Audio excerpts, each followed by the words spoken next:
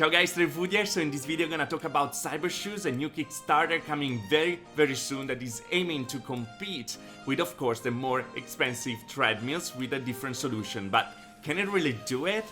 Let's see it together. But first, thank you so much for watching. If you're new from the channel, feel free to check out all the other videos in the channel. And if you like what you see and want to keep an update about VR and tech in general, just click or tap the subscribe button so you don't miss anything. But let's go back in topic and let's see together how this technology works and how they're trying to aim to the treadmills competition, and of course if this is really worth it or not for what was my first demo and experience at D3. So let's start to talk about the hardware itself. I have the interview over here going on, but of course the audio was very bad on the floor, so I'm just gonna talk over that. I hope you don't mind. So what we're seeing here is the CYBERSHOES itself. It's 3D printed right now, but they're gonna go with a Kickstarter then with a different way to have a mass production, of course. And so what is composed of is pretty much this big sole that you're gonna put under your shoes, and the strap that is just a snowboard strap, and that's very clever because it's a very cheap way, but it totally works. I never felt like the foot was getting far from the base. Also they come from Austria, so it kind of makes sense that they're using a snowboard thing for it. And also we have the wheel under. The movement of the wheel is received by some magnets, and of course it's gonna need energy, so you're gonna have to recharge them, and there is a micro USB on the side for that purpose, so you're gonna be able to recharge and then just hop in the game. And everything's gonna work via Bluetooth with the computer, where it's gonna run a software that is gonna understand the movement, of course, of the shoes. So what you need for this to work is gonna be the CYBERSHOES, the carpet, and of course the chair, and everything is gonna be included in the package when they're gonna present it as a Kickstarter. So let's start talking about what was my experience in the demo and what I experienced and why. So I opted in Skyrim VR because of course it's the perfect game to just walk around and explore, and so I thought it was the best way to experience a treadmill way stuff. The other demo was Doom VFR. So being seated, you have to have a movement that is kind of awkward because you don't usually really walk when you're sitting. You don't really spin your legs around, and that was the kind of problem with this demo, where after like my 10-15 minutes trying it, I was like destroyed. Like my legs were starting to hurt, and it was really like a workout to go around. Like when you walk, usually it's not like that. So the solution is a kind of interesting. Also there were some glitches going on because of course it's an early beta and they were using a beta software, because it's not even the last software, as you can see from all the codes that were going on, because that was more reliable for a demo, and they have the new software they're working on with, of course, customization and stuff that's gonna arrive, of course, later with the Kickstarter.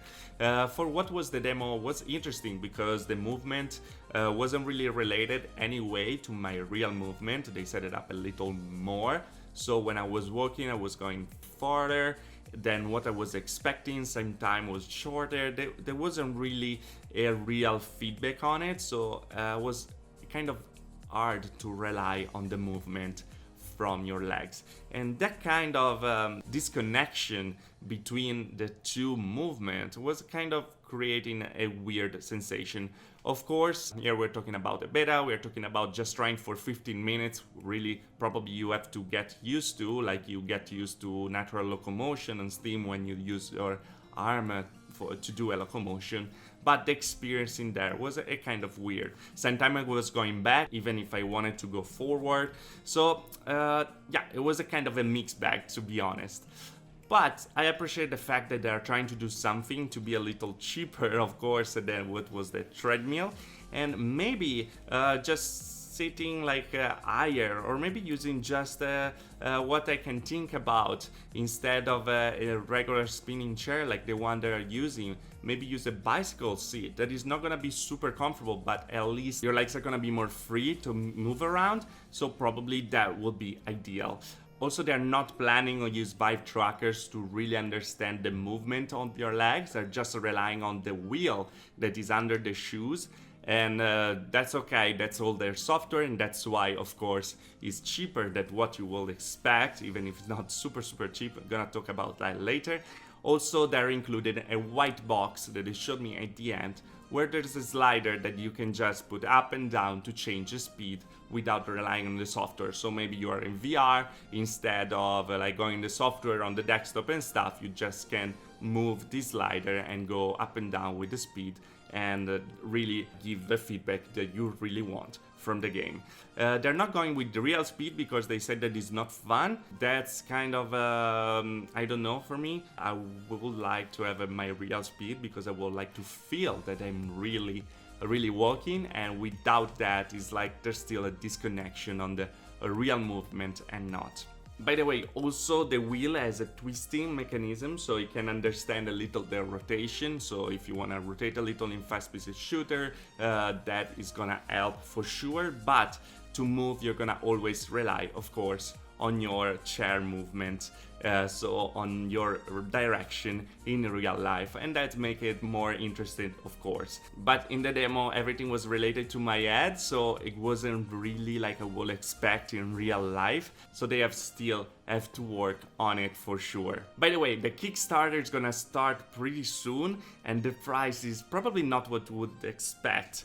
So the price will start at $350 for the first part of the Kickstarter, where you're gonna have the chair, the carpet, and of course the 2 CYBERSHOES and the little box for the speed, and then the price after the Kickstarter is gonna increase to $500.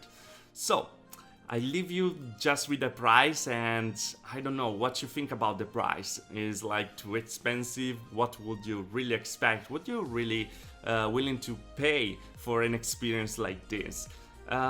To me, probably is a little high still now, because the experience wasn't like mind-blowing like I was expecting. Of course, it's just still early, so they need to work a lot on it, and I hope they're gonna get to a position where the experience can be really great. Anyway, guys, if you liked the video, like. If you didn't like the video, dislike. Let me know in the comment below what you think about it, and what you think about the price, of course, and subscribe to the channel for more about VR and tech in general. See you guys in the next video. Ciao!